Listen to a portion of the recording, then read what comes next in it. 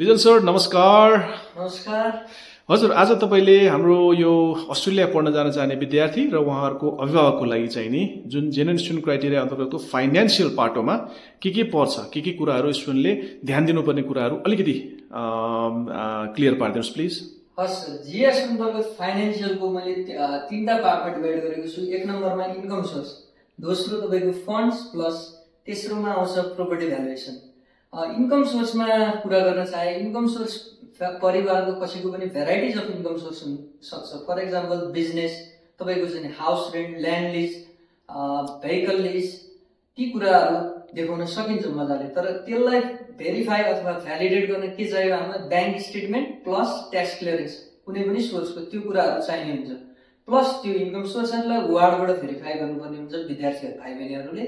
अर्को कुरा तपाईँको प्रोपर्टी भ्यालुएसन। प्रोपर्टीले दुईटा आधारहरू देखाउँछ। एउटा भनेको प्रोपर्टी पछि आफ्नो फ्यामिलीको प्रोपर्टी आफूले हायर गर्नु पर्यो, आइएसको फर्किने आधार देखिन्छ प्रोपर्टीले। प्लस अर्को के चाहियो? फन्डमा कहिलेकाहीँ दुईटा अप्सनमा लोन र ब्याङ्क ब्यालेन्स हुन्छ। ब्याङ्क ब्यालेन्स स्टेटमेन्ट सहित विद्यार्थीको छैन भने ऊ अभियसली एजुकेसन लोनमा जान्छ। त्यो अवस्थामा के चाहिन्छ विद्यार्थीलाई? कोल्याटरलको लागि प्रोपर्टी भ्यालुएसन, प्रोपर्टीहरू चाहिन्छ, कतिको फन्ड चाहिन्छ, त्यो अनुसारको भ्यालुएसन ब्याङ्कहरूले नै गरिरहेको हुन्छ, ए ग्रेड ब्याङ्कले। त्यो भएर प्रोपर्टी पनि एउटा इम्पोर्टेन्ट एस्पेक्ट हो उसको लागि।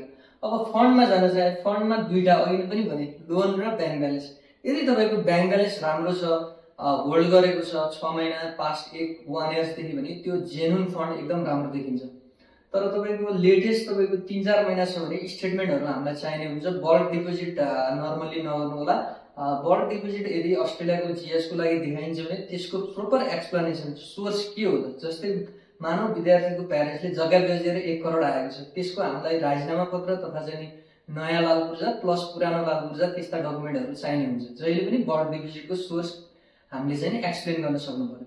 त्यो भयो। अर्को अप्सन मेजर स्टुडेन्टले चुज गर्ने भनेको एजुकेसन लोन। एजुकेसन लोन कुन इन्स्टिट्युसनबाट एक्सेप्ट गर्छ त? नेपालको कुनै पनि ए ग्रेड ब्याङ्कहरूबाट। त्यसमा कुनै पनि 4-5 वटा ब्याङ्कहरू चाहिँ ब्ल्याक लिस्टमा छ। त्यो अर्को पछि इन्फर्मेसन दिउँला हामी।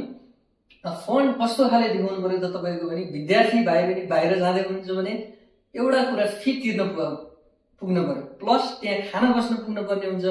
त्यो पैसाहरू जोड्छ हाई कमिसनले अथवा चाहिँ युनिभर्सिटीले, त्यो नै मेजर हेर्ने गर्छ। त्यो दुईटा जोडेर प्लस त्यहाँको मिसलेनियस एक्सपेन्सेस, हेल्थ इन्सुरेन्स कति पर्छ, प्लस ट्राभल कस्टहरू, त्यो जोडेर टोटल भ्यालु फन्ड विद्यार्थीहरूले देखाउनु पर्छ। यदि तीनटै क्राइटेरिया हाम्रो स्ट्रङ छ भने हामी जीएस अप्रुभलमा राम्रै नतिजा आउँछ। त्यसपछि अस्ट्रेलिया जान बाटो खुल्छ। यदि तपाईँलाई प्रोपर गाइडेन्स फाइनेन्सियल कसरी गर्ने, यदि पास आउट अहिलेको हुनुहुन्छ भने 1 वर्ष हामीसँग टाइम हुन्छ, ग्याप लिन्छ युनिभर्सिटीले हायर एजुकेसनको लागि। प्रोपर गाइडेन्स साथ तपाईँले बनाउन थाल्नुपर्छ। जेन्युन कसैको नहुन सक्छ इन्कमहरू, जेन्युन कसरी बनाउने त? अब बनाउन थाल्नु पर्यो। स्टेटमेन्ट त ब्याकडेटमा बनाउन सकिँदैन, त्यो भएर एटलिस्ट स्टेटमेन्टहरू रेडी गर्न थाल्नुपर्छ। त्यसलाई सपोर्ट केले गर्छ? ट्याक्स क्लियरेन्स र स्टेटमेन्टले भइगयो। त्यो भएपछि अझ प्रोपर गाइडेन्स त्यो चाहिन्छ भने मलाई आएर क्यान कन्सल्टिङ सर्भिसेस, म लगायत अन्य हाम्रो टिम मेम्बरहरू यो कुराहरूमा अलिकति प्रोफेसनल नै हुनुहुन्छ।